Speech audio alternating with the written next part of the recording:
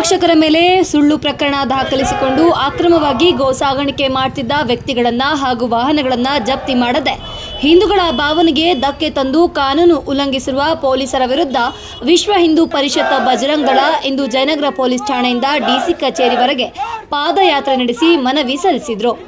June 6ರಂದು ಬೆಳಗಿನ ಜಾವ ಶಿವಮೊಗ್ಗ ನಗರ ಮುಖ್ಯ ರಸ್ತೆಯಲ್ಲಿ ಅಕ್ರಮವಾಗಿ ಗೋ ಸಾಗಾಣಿಕೆ ಮಾಡಲಾಗ್ತಾ ಇದೆ ಎಂಬ ಮಾಹಿತಿಯನ್ನ ವಿಶ್ವ ಹಿಂದೂ ಪರಿಷತ್ ಕಾರ್ಯಕರ್ತರು ಪೊಲೀಸರಿಗೆ ಮಾಹಿತಿ ನೀಡಿದರೂ ಸಹ ಕ್ರಮ ಕೈಗೊಂಡಿಲ್ಲವೆಂದು ಪ್ರತಿಭಟನಾಕಾರರು ಆರೋಪಿಸಿದರು. ಯಾವುದೇ ದಾಖಲೆ ಇಲ್ಲದೆ ಅಕ್ರಮವಾಗಿ 3 ಗೋವುಗಳನ್ನು KA 485797 ಕ್ರಮ ಸಂಖ್ಯೆಯ ಅಶೋಕ ಲ್ಯಾಂಡ್ ವಾಹನದಲ್ಲಿ ಸಾಗಿಸಲಾಗುತ್ತದೆ ಎಂಬ ಮಾಹಿತಿಯನ್ನು ಪೊಲೀಸರಿಗೆ ನೀಡಿದ ದಿವಸ ಜಪ್ತಿ ಮಾಡದೆ ಹಿಂದೂ ಕಾರ್ಯಕರ್ತರ ವಿರುದ್ಧವೇ ದೂರು ದಾಖಲಾಗಿದೆ. ಆರೋಪಿಗಳನ್ನು ರಾಜಕೀಯ ಒತ್ತಡಕ್ಕೆ ಬಿಟ್ಟು ಕಳಿಸಲಾಗಿದೆ ಎಂದು ದೂರಿದ್ರು. ಇನ್ನು ರಾಜ್ಯದಲ್ಲಿ ಕಾನೂನು ಸುವ್ಯವಸ್ಥೆ ಸಂಪೂರ್ಣ ಹದಗೆಟ್ಟಿದ್ದು ಹಿಂದೂಗಳ ಭಾವನೆಗಳಿಗೆ ನಿರಂತರ ಧಕ್ಕೆಯಾದ್ರೂ ದಬ್ಬಾಳಿಕೆಯಾದ್ರೂ ಇಲ್ಲಿನ ಸರ್ಕಾರ ಕಣ್ಮುಚ್ಚಿ ಕುಳಿತಿದೆ ಎಂದು ಸಂಘಟನೆ ಮನವಿಯಲ್ಲಿ ದೂರಿದೆ. ರಾಜ್ಯದ ಮೇಲೆ ನಿಗಾ ವಹಿಸದೆ ಕಾನೂನು ಸುವ್ಯವಸ್ಥೆಯನ್ನು ಹತೋಟಿಗೆ ತರಲು ಶ್ರಮ ವಹಿಸಿ ನ್ಯಾಯ ಕೊಡಿಸಬೇಕೆಂದು ಭಾರತ ಸರ್ಕಾರದ ಗೃಹ ಸಚಿವ ಹಾಗೂ ರಾಜ್ಯಪಾಲರಿಗೆ ಸಂಘಟನೆ ಜಿಲ್ಲಾಧಿಕಾರಿಗಳ ಮೂಲಕ ಮನವಿ ಸಲ್ಲಿಸಿದರು.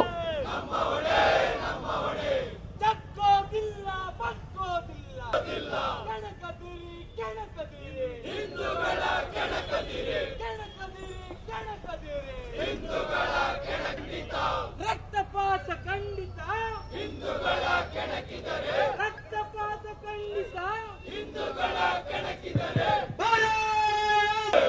ಛತ್ರಪತಿ ಶಿವಾಜಿ ಮಹಾರಾಜ್ ಜೈ ಧರ್ಮವೀರ ಸಂಭಾಜಿ ಜೈ ವೀರ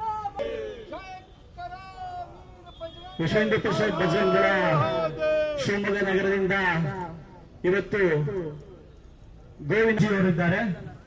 ಹಾಗೆ ಪ್ರಾತ ಸಾಮರಸ್ಯ ಪ್ರಮುಖರಾದಂತಹ ರಮೇಶ್ ಬಾಬುಜಿ ಅವರಿದ್ದಾರೆ. ಹಾಗೂ ಶಿವಮೊಗ್ಗದ ಯಾವತ್ತು ಇಷ್ಟು ಅವ್ಯವಸ್ಥಿತವಾಗಿ ಸರ್ಕಾರ ನಡೆಸಿದ್ದೇ ನಿದರ್ಶನಗಳಿಲ್ಲ.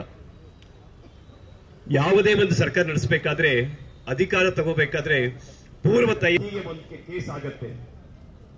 ಆ ಹುಡುಗ ನಮ್ಮ ಕಾರ್ಯಕರ್ತನ ಮೇಲೆ FIR ಹಾಕಿದ್ದಾರೆ. ಈಗ ಇವರಿಗೆ ಯಾರು ಅಧಿಕಾರ ಕೊಟ್ಟಿದ್ದು?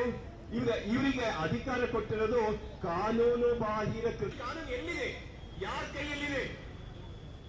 ಹೇಗೆ ತಿಳಿಸ್ತಾರೆ? ಹೀಗೆ ಬಿಡ್ತಾ ಹೋದ್ರೆ ಈಗಾಗಲೇ ಮಂಗಳೂರಿನ ಪರಿಸ್ಥಿತಿ ಹೇಗೆ? ಶಿವಮೊಗ್ಗ ನಗರದ ಸಾರ್ವಜನಿಕರಿಗೆ, ಹಿಂದೂ ಅಭಿಮಾನಿಗಳಿಗೆ, ಹಿಂದೂಗಳಿಗೆ ಎಲ್ಲರಿಗೂ ನಾವು ಈ ಮೂಲಕ ನಾವು ಕೇಳ್ಕೊಳ್ಳೋದು, ಈಗಲಾದ್ರೆ ಎಚ್ಚೆತ್ಕೊಳ್ಳಿ.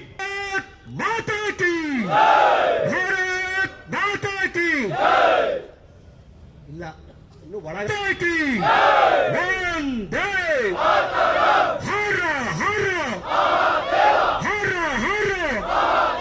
ಗೋವಿನ ರಕ್ಷಣೆ ಯಾರು? ಯಾವ ಮಟ್ಟದೊಳಗಡೆ ಇವತ್ತಿನ ದಿವಸ ಶಿವಮೊಗ್ಗ ಅಂತಾನೆ ಅಲ್ಲ, ಇಡೀ ರಾಜ್ಯದಾದ್ಯಂತ ನಮಗೆ ಒಂದು ಆಶ್ಚರ್ಯ. ಯಾವ ರೀತಿ ಒಳಗಡೆ ಈ ಕರ್ನಾಟಕ ರಾಜ್ಯದೊಳಗಡೆ ಸರ್ಕಾರ ಯಾರು ನಡೆಸ್ತಾ ಇದ್ದಾರೆ, ಈ ಸರ್ಕಾರದ ನೇತೃತ್ವವನ್ನು ಯಾರು ತಗೊಂಡಿದ್ದಾರೆ, ಇದು ಬಹಳ ಮುಖ್ಯವಾಗಿರುವಂತದ್ದು, ನಮಗೆಲ್ಲ ಗೊತ್ತಾಗಬೇಕಾಗಿರುವಂತದ್ದು. ಕರ್ನಾಟಕ ರಾಜ್ಯದೊಳಗೆ ಕಾಂಗ್ರೆಸ್ ಸರ್ಕಾರ ಇದೆ ಅಂತ ಹೇಳುತ್ತೆ. ಸನ್ಮಾನ್ಯ ಶ್ರೀ ಮುಖ್ಯಮಂತ್ರಿಗಳಾಗಿರುವಂತಹ ಸಿದ್ದರಾಮಯ್ಯನವರು, ಉಪಮುಖ್ಯಮಂತ್ರಿಗಳಾಗಿರುವಂತಹ DK ಶಿವಕುಮಾರ್ ಅವರ ನೇತೃತ್ವದಲ್ಲಿ ಕಾಂಗ್ರೆಸ್ ಸರ್ಕಾರ ಕರ್ನಾಟಕದೊಳಗಡೆ ನಡೀತಾ ಇದೆ ಅಂತ ನಾವೆಲ್ಲ ಅನ್ಕೊಂಡಿದ್ದೀವಿ. ಆದರೆ ಇದು ಸುಳ್ಳು, ಶುದ್ಧ ಸುಳ್ಳು. ಕರ್ನಾಟಕ ರಾಜ್ಯದಲ್ಲಿ ಸರ್ಕಾರ ಮಾಡ್ತಾ ಇರುವಂತದ್ದು ಯಾರು ಅಂತಂದ್ರೆ, ಕರ್ನಾಟಕ ರಾಜ್ಯದಲ್ಲಿರುವಂತಹ ಮಸೀದಿಗಳಲ್ಲಿ ಇರುವಂತಹ ಮೌಲ್ವಿಗಳು ಕರ್ನಾಟಕ ರಾಜ್ಯ ಸರ್ಕಾರವನ್ನು ನಡೆಸ್ತಾ ಇರೋದು. ಕಾಂಗ್ರೆಸ್ ಸರ್ಕಾರ ಅಲ್ಲ, ಮೌಲ್ವಿಗಳ ಸರ್ಕಾರ ಇವತ್ತು ಕರ್ನಾಟಕ ರಾಜ್ಯದಲ್ಲಿ ನಡೀತಾ ಇದೆ. ಬಂಧುಗಳೇ, ಅನೇಕ ಉದಾಹರಣೆಗಳು ನಮ್ಗೆಲ್ಲ ಗೊತ್ತಿರುವಂತದ್ದು. 1, 2, 3, 4 ಹೇಳ್ತಾ ಹೋಯ್ತು ಅಂತಂದ್ರೆ ಇವತ್ತೆಲ್ಲ ಇನ್ನೊಂದು ವಾರ ಕೂತ್ರು ಇಲ್ಲೇ ಕೂತ್ಕೊಂಡಿರ್ಬೇಕಾತ್ ನಾವು. ಆ ರೀತಿಯ ಪ್ರಕರಣಗಳು ಸಾಕಷ್ಟು ನಡೀತಾ ಇದೆ. ಮೊನ್ನೆ ಬಕ್ರೀದ್ ಆಯ್ತು 7ನೇ ತಾರೀಕು. ಆ ಬಕ್ರೀದಿನ ಸಮಯದೊಳಗಡೆ ವಿಶ್ವ ಹಿಂದೂ ಪರಿಷತ್ ಮತ್ತು ಬಜರಂಗ ದಳದ ಹಾಗೂ ಹಿಂದೂ ಸಂಘಟನೆ ಅನೇಕ ಪ್ರಮುಖ ಕಾರ್ಯಕರ್ತರು ಒಂದು ಮನವಿ ಪತ್ರವನ್ನು ಕೊಡ್ತಾರೆ. ಒಂದು ವಾರದ ಮುಂಚೆ ಯಾರಿಗೆ? ಜಿಲ್ಲಾಧಿಕಾರಿಗಳು, ಜಿಲ್ಲಾ ರಕ್ಷಣಾಧಿಕಾರಿಗಳು, ಕಾರ್ಪೊರೇಷನ್ ಮಹಾನಗರ ಪಾಲಿಕೆ ಕಮಿಷನರ್ ನೇತೃತ್ವದಲ್ಲಿರುವಂತಹ ಆ ಒಂದು ಜಿಲ್ಲಾಡಳಿತಕ್ಕೆ ಒಂದು ಮನವಿ ಪತ್ರವನ್ನು ಕೊಡ್ತಾರೆ. ಏನಂತ ಕೊಡ್ತೀವಿ? ಕೊಡುವಂಥದ್ದೇನು ಅಂತಂದ್ರೆ, ಶಿವಮೊಗ್ಗದೊಳಗಡೆ ಬಕ್ರೀದ್ ನಡೆಯುತ್ತೆ, ಸಾವಿರ ಸಾವಿರ ಗೋವುಗಳ ಮಾರಣ ಹೋಮ ಆಗತ್ತೆ. ಬಕ್ರೀದ್ ಯಾವ ಉದ್ದೇಶಕ್ಕೋಸ್ಕರ ಮಾಡ್ತಾರೆ? ಬಕ್ರೀದಿನ ಮಹತ್ವ ಏನು? ಊರಾಗೆಲ್ಲ ಬೊಂಬೆ ಹೊಡ್ಕೊಂತಾರೆ ಬೈಕ್ ಒಳಗಡೆ. ಬಕ್ರೀದಿನ ಮಹತ್ವ ಏನು? ಬಕ್ರೀದ್ ಸೌಹಾರ್ದತೆ, ಬಕ್ರೀದ್ ಅಂತದ್ದು ಇಂಥದ್ದು ಆ ಅಪಾಚರಣೆ ಮಾಡೋದು. ಮುಸಲ್ಮಾನರು ಸೌಹಾರ್ದತೆಗೆ ಮತ್ತೊಂದು ಹೆಸರೇ ಮುಸಲ್ಮಾನರಂತೆ, ಮುಸ್ಲಿಂ ಧರ್ಮ ಅಂತೆ. ಯಾವನಾರ ಕೇಳಿದ್ರೆ ಇಡೀ ಪ್ರಪಂಚದೊಳಗಡೆ ಇವತ್ತಿನ ದಿವಸ ಇಷ್ಟೆಲ್ಲ ಗೊಂದಲಗಳಿಗೆ, ಇಡೀ ಪ್ರಪಂಚದೊಳಗೆ ಇಷ್ಟೆಲ್ಲ ಗೊಂದಲಗಳಾಗೋಕ್ಕೆ ಅತ್ಯಂತ ಪ್ರಮುಖ ಕಾರಣವಾಗಿರಂತ ಯಾವ್ದಾರ ಧರ್ಮ ಇದೆ ಅಂತಂದ್ರೆ ಅದು ಮುಸಲ್ಮಾನ್ ಧರ್ಮ, ಇಸ್ಲಾಂ ಧರ್ಮ. ಅದು ಅದರಿಂದ ಇಡೀ ವಿಶ್ವಕ್ಕೆ ತೊಂದರೆ ಆಗ್ತಾ ಇರುವಂತದ್ದು. ಇಡೀ ವಿಶ್ವ ಹೇಳ್ತಾ ಇದೆ ಇಸ್ಲಾಂ ತೊಲಗ್ತು ಅಂತಂದ್ರೆ ಇಡೀ ವಿಶ್ವಕ್ಕೆ ಶಾಂತಿ ಸಿಗತ್ತೆ ಅಂತ. ಆ ರೀತಿಯ ಧರ್ಮ ಸೌಹಾರ್ದತೆಗೆ ಒಳ್ಳೇದಂತೆ, ಸೌಹಾರ್ದತೆಗೆ ಹೆಸರಂತೆ. ಯಾವ ಸೀಮೆ ರೀ? ಹಿಂದೂಗಳು ಪೂಜೆ ಮಾಡುವಂತ 33 ಕೋಟಿ ದೇವತೆಗಳನ್ನು ಕಾಡುವಂತ ಆ ಗೋಮಾತೆ, ಗೋವನ್ನ ತಾಯಿ ಸ್ವರೂಪದಲ್ಲಿ ಕಾಡುವಂತ ಹಿಂದೂಗಳು ನಾವು ಪೂಜೆ ಮಾಡ್ತೀವಿ, ಗೋವನ್ನ ಕಡಿಬೇಡ್ವಿ ಅಂತ ಹೇಳ್ತೀವಿ. ಅರೆ ಅವ್ರು ಬಕ್ರೀದ್ ಮಾಡ್ಕೊಳ್ಳೋದಕ್ಕೆ ಅನೇಕ ರೀತಿಯ ಕಾರ್ಡ್ ಇರ್ತವೆ, ಹಬ್ಬ ಆಚರಣೆ ಮಾಡೋದಕ್ಕೆ, ಅದನ್ನ ದಾನ ಮಾಡೋದಕ್ಕೆ ಅನೇಕ ಮಾಂಸಗಳಿರ್ತವೆ ಬೇರೆ ಬೇರೆ ತರದ್ದು. ಅದನ್ನ ಮಾಡ್ರಿ ಅಂತ ಅಂದ್ರೆ ನಾವು ಕಡಿಯದೆ ಗೋವನ್ನ, ಹಸುನ ಕಡಿತೀವಿ, ಅದನ್ನೇ ದಾನ ಮಾಡ್ತೀವಿ, ಅದರಿಂದನೇ ಅಪಾಚರಣೆ ಮಾಡ್ತೀವಿ ಅಂತ ಹೇಳ್ತಾರಲ್ಲ. ಏನ್ ಹೇಳ್ಬೇಕು ಇದಕ್ಕೆ? ಹಂಗಾರೆ ಇವರ ಮೂಲ ಉದ್ದೇಶ ಏನು? ಬಕ್ರೀದ್ ಮಾಡುವಂತ ಮೂಲ ಉದ್ದೇಶ ಅವರ ದಾನ ಧರ್ಮಕ್ಕೋಸ್ಕರ ಅಂತಾನೆ ಅಲ್ಲ, ಅವರ ಸೌಹಾರ್ದತೆಗಲ್ಲ. ಅವ್ರು ಮಾಡ್ತಾ ಇರುತ್ತದೆ ಹಿಂದೂಗಳನ್ನ ಕೆಣಕ್ಲಿಕ್ಕೋಸ್ಕರ, ಹಿಂದೂಗಳ ಸಹನೆಯನ್ನ ಕೆಣಕ್ಲಿಕ್ಕೋಸ್ಕರ ಈ ರೀತಿ ಮಾಡ್ತಾ ಇರುವಂತದ್ದು. ಅಂದ್ರೆ ಪೊಲೀಸ್ ಇಲಾಖೆ ಏನ್ ಮಾಡ್ತಾ ಇತ್ತು ಸ್ವಾಮಿ? ನೀವ್ ಹೇಳ್ತಿರಲ್ಲ ಮಾಹಿತಿ ಕೊಡಿ ಅನ್ನೋದೈತ್ರೆ ಅಂತ. ಮಾಹಿತಿ ಕೊಡ್ಲಿಲ್ವಾ ನಿಮ್ಗೆ? ಶಿವಮೊಗ್ಗ ನಗರದ ಬಜರಂಗ ದಳ, ವಿಶ್ವ ಹಿಂದೂ ಪರಿಷತ್, ಅನೇಕ ಗೋಪ್ರೇಮಿಗಳು ಎಲ್ಲೆಲ್ಲಿ ಗೋವನ್ನ ಕಟಾವು ಮಾಡ್ತಾ ಇದ್ದಾರೆ, ಎಲ್ಲೆಲ್ಲಿ ಕಟ್ಟಾಕಿದ್ದಾರೆ. ಯಾರು ರೈತರಲ್ಲ, ಅವ್ರು ಯಾರು ಗೋವನ್ನ ಸಾಕೋದಿಲ್ಲ, ಅವ್ರು ಯಾರು ಹಾಲನ್ನ ಕರೆಯೋದಿಲ್ಲ, ಅದರ ಮುಖಾಂತರ ಜೀವನ ಮಾಡೋದಿಲ್ಲ ಅಂತ ಹೇಳಿದ್ರು ಸಹ ಅಂತ ಮನೆ ಮುಂದ್ಗಡೆ ಮುಸಲ್ಮಾನರ ಮನೆ ಮುಂದ್ಗಡೆ ಒಂದೊಂದು 2 ಗೋವುಗಳನ್ನ ಕಟ್ಟಾಕಿದ್ರು ಸ್ವಾಮಿ. ಹೇಳಿದ್ರೆ ಎಷ್ಟು ಗೋವು ಹಿಡ್ದೀರ ನೀವು? ನಾಕಾಬಂದಿ ಮಾಡಿದ್ರಿ ಅಂತ ಹೇಳಿದ್ರಿ. ಎಷ್ಟು ನಾಕಾಬಂದಿ ಒಳಗೆ ಎಷ್ಟು ಗೋವನ್ನ ಹಿಡ್ತಿದ್ರಿ ನೀವು? ಎಷ್ಟು ಕೇಸ್ ಹಾಕಿದಿರ ನೀವು? ಎಷ್ಟು ತಡೆದಿದ್ದೀರ ನೀವು? ಯಾವ್ದಾರ ದಾಖಲೆ ಇದೆಯಾ ಸ್ವಾಮಿ? ದಾಖಲೆ ಇದೆಯಾ? ಇದನ್ನೆಲ್ಲ ಕೇಳ್ಬಿಟ್ರೆ ನಾವು ಕೋಮುವಾದಿಗಳಾಗ್ಬಿಡ್ತೀವಲ್ಲ, ನಿಮ್ಗೆ ಕೋಮುವಾದಿಗಳಾಗ್ಬಿಡ್ತೀವಿ.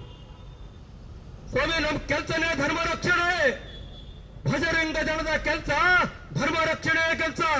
ಭಜರಂಗ ದಳದ ಕೆಲಸ ಲವ್ ಜಿಹಾದ್ ತಡೆಯುವಂತ ಕೆಲಸ. ಭಜರಂಗ ದಳದ ಕೆಲಸ ಹಿಂದೂ ಹೆಣ್ಮಕ್ಳನ್ನ ರಕ್ಷಣೆ ಮಾಡುವಂತ ಕೆಲಸ. ಭಜರಂಗ ದಳದ ಕೆಲಸ ಅಂತಂದ್ರೆ ದೇವಾಲಯಗಳನ್ನ ಸಂರಕ್ಷಣೆ ಮಾಡುವಂತ ಕೆಲಸ.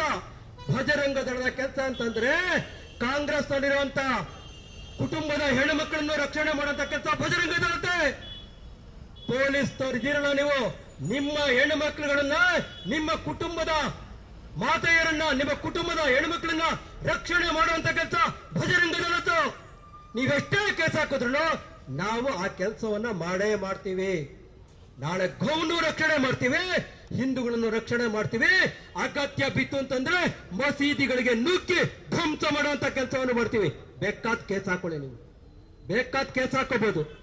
ನಮ್ಮ ಹುಡುಗರು ಕೂಗುದ್ರಲ್ಲ, ಕೇಸಿಗೆ ಜಗ್ಗೋರಲ್ಲ, ಬಗ್ಗೋರಲ್ಲ, ಕುಗ್ಗೋರಲ್ಲ ಅಂತ ನ್ಯಾಯಯುತವಾಗಿ ಮಾತಾಡ್ತೀವಿ, ಆತ್ಮಸಾಕ್ಷಿಯಾಗಿ ಮಾತಾಡ್ತೀವಿ, ಜವಾಬ್ದಾರಿಯುತವಾಗಿ ಮಾತಾಡ್ತೀವಿ. ಇಲ್ಲಿ ನಡೆಯುವಂತ ವಿಚಾರವನ್ನು ಮಾತ್ರ ತಿಳಿಸ್ತಾ ಇರೋದು. ಏನೇನೋ ಕಟ್ಟುಕತೆಯನ್ನು ಹಾಕೊಂಡು ತೋರಿಸ್ತಾ ಇಲ್ಲ. ಇಲ್ಲಿ ಗಡೀಪಾರು ಮಾಡ್ತೀರಾ? ಕರ್ನಾಟಕ ರಾಜ್ಯದೊಳಗಡೆ ಗಡೀಪಾರಿನ ಕಾರ್ಯಕ್ರಮ ಶುರುವಾಗೋಗ್ಬಿಟ್ಟಿದೆ. ಈಗ ಅವನ ಮುಸಲ್ಮಾನ್ ಮೌಲ್ವಿ ಅಂತೆ, ಅಲ್ಪಸಂಖ್ಯಾತ ಆಯೋಗದ ಅಧ್ಯಕ್ಷ ಅಂತೆ. ಅವನ್ ಯಾವನೋ ಹೇಳ್ತಾರಂತ ನೀವು ಚಕ್ರವರ್ತಿ ಸೂಲಿಬೆಲೆ ಮೇಲೆ ಗಡಿಪಾರು ಮಾಡಕ್ಕೆ ವ್ಯವಸ್ಥಿತವಾಗಿ ಸಂಚು ಮಾಡ್ತಾ ಇದ್ದೀರಾ. ನೀವು ಯಾಕೆ ಹಿಂಗ್ ಮಾಡ್ತಾ ಇದ್ದೀರಾ? ಧರ್ಮದ ರಕ್ಷಣೆ, ದೇಶದ ರಕ್ಷಣೆ ಮಾಡ್ತಾರಂತ ದೇಶಭಕ್ತಿಯನ್ನು ಒಳಗಡೆ ಇಟ್ಕೊಂಡು ಕೆಲಸ ಮಾಡ್ತಾ ಇರ್ತ ಕಾರ್ಯಕರ್ತರ ಮೇಲೆ ನೀವು ಕೇಸನ್ನ ಹಾಕ್ಬಿಟ್ಟು ಅವ್ರನ್ನ ಮಟ್ಟ ಹಾಕುವಂತ ಕೆಲಸ ಮಾಡಬೇಕು ಅಂತ ಏನಾರ ಯೋಚನೆ ಮಾಡಿದ್ರೆ ಅಪಹಾಸ್ಯಕ್ಕೆ ಈಡಾಗ್ಬಿಡ್ತೀರಾ ನೀವು. ಒಬ್ಬ ಕಾರ್ಯಕರ್ತನ ಗಡಿಪಾರು ಮಾಡ್ಬೋದು. ನೀವು ಕಾರ್ಯಕರ್ತರ ಮೇಲೆ ನೀವು ಕೆಲಸ ಹಾಕ್ಬೋದು. ಸಾವಿರ ಜನ ಕಾರ್ಯಕರ್ತರು ನಾಳೆ ಬೀದಿ ಬಿದ್ದಿ ನಿಮ್ಮ ಮೇಲೆ ದಾಳಿ ಮಾಡುವಂತ ಕೆಲಸವನ್ನು ಮಾಡಬೇಕಾಗತ್ತೆ. ಯಾವುದೇ ಮುಲಾಜಿಲ್ಲದೆ ಇಷ್ಟೆಲ್ಲ ಮಾತಾಡ್ಬೇಕಾದ್ರೆ ನೋವಿನಿಂದ ಮಾತಾಡ್ತಾ ಇರೋದು. ಕೇಸ್ಗಳು ಬಿದ್ದಿದವ್ರಿ ನಮ್ಮ ಮೇಲೂ, ಯಾವುದಕ್ಕೂ ಜಗ್ಗೋದಿಲ್ಲ ನಾವು. ಇಷ್ಟೆಲ್ಲ ಹುಡುಗರು ಬಂದಿದಾರಲ್ಲ, ಇಲ್ಲಿ ಹಿರಿಯರೆಲ್ಲ ಕೂತ್ಕೊಂಡಿರಲ್ಲ, ಕೆಲಸ ಕಾರ್ಯ ಬಿಟ್ಬಿಟ್ಟು ಸುಮ್ಮನೆ ಬಂದು ಕೂತಿರೋದಲ್ಲ. ಧರ್ಮದ ರಕ್ಷಣೆಗಾಗಿ ತಮ್ಮ ಜೀವವನ್ನೇ ಮುಡುಪಾಗಿಟ್ಟು ಕೆಲಸ ಮಾಡ್ತಾ ಇರುವಂತ ಕಾರ್ಯಕರ್ತ ಬಂಧುಗಳು ಇವ್ರ ಮೇಲೆ ಕೇಸ್ ಹಾಕ್ತೀರಾ ನೀವು? ಇಂಥ ಹುಡುಗರ ಮೇಲೆ, ಕಾರ್ಯಕರ್ತರ ಮೇಲೆ ಗಡಿಪಾರು ಮಾಡಕ್ ಹೊಂಟೀರಾ ನೀವು? ಅರೆ ಸ್ವಾಮಿ, ನಿಮ್ಮ ಪೊಲೀಸ್ ಸ್ಟೇಷನ್ಗೆ ನುಗ್ಗಿ ಡಿಜೆ ಹಳ್ಳಿ, ಕೆಜೆ ಹಳ್ಳಿ, ಹುಬ್ಬಳ್ಳಿ, ಧಾರವಾಡ ಎಲ್ಲೆಲ್ಲಿ ಧ್ವಂಸಗಳನ್ನು ಮಾಡ್ತೀರಿ. ಏನ್ ಮಾಡಿದಿರ ಅವ್ರ ಮೇಲೆ ನೀವು? ಇದೇ ಮುಸಲ್ಮಾನ್ ಗೂಂಡಾಗಳು ಮೌಲ್ವಿಗಳ ನೇತೃತ್ವದಲ್ಲಿ, ಅವರ ಧರ್ಮಗುರುಗಳ ನೇತೃತ್ವದೊಳಗಡೆ ರಾತ್ರಿ ಪೊಲೀಸ್ ಸ್ಟೇಷನ್ಗೆ ನುಗ್ಗಿ ಬೆಂಕಿಯನ್ನು ಹಚ್ಚಿದ್ರು. ಯಾಕೆ ಪ್ರಶ್ನೆ ಮಾಡಕ್ಕಾಗ್ತಿಲ್ಲ ನಿಮ್ಗೆ? ಯಾಕೆ ಕೇಸ್ ಹಾಕಾಗ್ತಿಲ್ಲ ಪೊಲೀಸ್ ಇಲಾಖೆ ಅವ್ರಿಗೆ? ಯಾಕೆ ತಾಕತ್ತಿಲ್ವಾ ನಿಮ್ಗೆ? ತಾಕತ್ತಿಲ್ಲನ್ರಿ ನಿಮ್ಗೆ? ರಾತ್ರಿ ಕಾರ್ಯಕರ್ತರು ಮನೆಗೆ ಹೋಗ್ಬಿಟ್ಟು ಬಾಗಿಲು ಬಡ್ದ್ಬಿಟ್ಟು ಅವ್ನ್ ಫೋಟೋ ತೆಗಿಯೋದು, ಬಾ ಹೊರಗಡೆ ಅಂತ ಕರೆಯುವಂತ ಕೆಲಸ ಮಾಡ್ತಿರಲ್ಲ. ಹೋಗ್ರಿ, ಮುಸಲ್ಮಾನ್ ಮೌಲ್ವಿಗಳು ಯಾರ್ಯಾರು ಗೂಂಡಾಗಳಿದಾರೋ ಅಂತವ್ರ ಮನೆಗೆ ಹೋಗ್ರಿ. ದೇಶದ್ರೋಹಿ ಚಟುವಟಿಕೆ ಮಾಡ್ತಾ ಇರಂತ ಮುಸ್ಲಿಂ ಗೂಂಡಾಗಳ ಮನೆಗೆ ಹೋಗ್ಬಿಟ್ಟು ಅಲ್ಲ ಕೆಲಸವನ್ನು ಮಾಡಬೇಕು. ಹಿಂದೂ ಕಾರ್ಯಕರ್ತರ ಮೇಲಲ್ಲ, ದೇಶಭಕ್ತಿಯನ್ನು ಇಟ್ಕೊಂಡು ಕೆಲಸ ಮಾಡ್ತಾ ಇರ್ತ ಕಾರ್ಯಕರ್ತರು ದೇಶದ್ರೋಹಿ ಚಟುವಟಿಕೆ ಮಾಡ್ತಾ ಇರ್ತ ಮುಸಲ್ಮಾನ್ ಮೌಲ್ವಿಗಳಿರ್ಬೋದು, ಮುಸಲ್ಮಾನ್ ಗೂಂಡಾಗಳಿರ್ಬೋದು, PFI, SDPI ಅನೇಕ ಸಂಘಟನೆಯ ಗೂಂಡಾಗಳನ್ನ ಬಗ್ಗೆ ತಲೆ ಕೆಡಿಸ್ಕೊಂಡು ಅವ್ರ ಬಗ್ಗೆ ಕೇಸ್ ಹಾಕಿ ಅವ್ರನ್ನ ಗಡಿಪಾರು ಬರೆದ್ಬಿಟ್ಟು ದೇಶಕ್ಕೆ ರಕ್ಷಣೆ ಮಾಡುವಂತ ಕಾರ್ಯಕರ್ತರ ಮೇಲೆ ನೀವು ಬಜರಂಗ ದಳ ಕಾರ್ಯಕರ್ತರು, ವಿಶ್ವ ಹಿಂದೂ ಪರಿಷತ್ ಕಾರ್ಯಕರ್ತರು, ಹಿಂದೂ ಜಾಗರಣ ವೇದಿಕೆ ಕಾರ್ಯಕರ್ತರು, ಹಿಂದೂ ಸಂಘಟನೆಯ ಕಾರ್ಯಕರ್ತರ ಮೇಲೆ ಕೇಸ್ ಹಾಕಿಕೊಟ್ಟಿರೋ ನಿಮ್ಗೆ ಏನ್ ಬಡ್ಕೋಬೇಕು ಹೇಳ್ರಿ? ನಿಮ್ಗೆ ಯಾವ ರೀತಿಯಾಗಿ ಯೋಚನೆ ಮಾಡ್ತಾ ಇದ್ದೀರಿ ನೀವು? ಅತ್ಯಂತ ನೋವಾಗ್ತಾ ಇದೆ ನಮ್ಗೆ. ನಮ್ಮ ದೇಶದೊಳಗಡೆ ಗೋವೇ ಸಂಪತ್ತು, ರೈತರ ಬೆನ್ನೆಲುಬು ಗೋವು. ಇಷ್ಟೆಲ್ಲ ಗೊತ್ತಿದ್ರು ನಿಮಗೆ. ಆ ಗೋವನ್ನ ಕಟಾವು ಮಾಡ್ತೀರ, ಗೋವನ್ನ ಹತ್ಯೆ ಮಾಡ್ತೀರ ಅಂತ ನಿಮ್ಗೆ ಗೊತ್ತಿದ್ದು ಅವ್ರನ್ನ ಹಿಡಿಯೋದು ಬಿಟ್ಬಿಟ್ಟು ಕಾರ್ಯಕರ್ತರು ನಿಮ್ಗೆ ಮಾಹಿತಿ ಕೊಟ್ರೆ, ಸ್ವಾಮಿ ನಾವು ಕೂತಿದೀವಲ್ಲ DC ಆಫೀಸ್ ಪಕ್ಕದಲ್ಲೇ ಇದೇ ರೋಡ್ ಒಳಗಡೆ ಹೋಗ್ತಾ ಇತ್ತು ಗಾಡಿಗಳು, ಗೋವನ್ನ ಸಾಗಾಟ ಮಾಡ್ತಾ ಇತ್ತು. ಮಾಹಿತಿ ಕೊಟ್ರೆ ಆ ಕಾರ್ಯಕರ್ತರ ಮೇಲೆ ಕೇಸ್ ಹಾಕ್ತೀರಾ ನೀವು? ಯಾಕೆ ನಿಮ್ಗೆ ಏನು ಅನ್ಸೋದಿಲ್ಲ ನಿಮ್ಗೆ? ಹಾಗಾಗಿ ದಯಮಾಡಿ ಬಂಧುಗಳೇ, ಅತ್ಯಂತ ನೋವಾಗಿರುವಂತದ್ದು ನಮ್ಗೆ. ಯಾಕೆಂತಂದ್ರೆ ಭಾರತ ದೇಶದೊಳಗಡೆ ಇದು ಹಿಂದೂ ರಾಷ್ಟ್ರ, ಹಿಂದೂಗಳು ಹೋರಾಟ ಮಾಡುವಂತ ಪರಿಸ್ಥಿತಿ ನಿರ್ಮಾಣ ಆಗಿದೆ ಅಂತಂದ್ರೆ ಅತ್ಯಂತ ನೋವಾಗಿರುವಂತದ್ದು. ಯಾರನ್ನ ಗಡಿಪಾರು ಮಾಡಬೇಕು ಅಂತ ಯೋಚನೆ ಮಾಡಬೇಕಾಗಿರುವಂತದ್ದನ್ನ ಕಾಂಗ್ರೆಸ್ ಸರ್ಕಾರ ಯೋಚನೆ ಮಾಡಬೇಕು. ಇವತ್ತು ಕಾಂಗ್ರೆಸ್ ಸರ್ಕಾರ ನಡೆಸ್ತಾ ಇರುವಂತದ್ದು ಔರಂಗಜೇಬ್ ನಡೆಸ್ತಾ ಇರುವಂತ ರೀತಿಯೊಳಗೆ ನಡೀತಾ ಇದೆ. ಟಿಪ್ಪು ಸುಲ್ತಾನ್ ಆಡಳಿತ ಮಾಡೋ ನಡೆಸ್ತಾ ಇದ್ದಾರೆ. ನೋವಾಗೋದಿಲ್ಲ ನಮ್ಗೆ? ಯಾವ ರೀತಿ ಹೋಗಿದ್ದೀರಾ ನೀವು?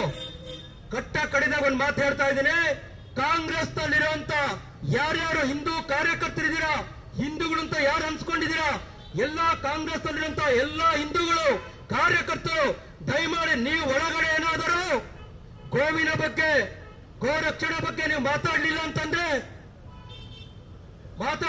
ನಾಳೆ ಗೋವಿನ ಹಾಲು ಸಿಗ್ಲಿಕ್ಕೆ ಸಾಧ್ಯ ಇಲ್ಲ. ಗೋವನ್ನ ಚಿತ್ರದಲ್ಲಿ ಕಾಣಬೇಕು ಅಂತ ಪರಿಸ್ಥಿತಿ ನಿರ್ಮಾಣ ಆಗುತ್ತೆ.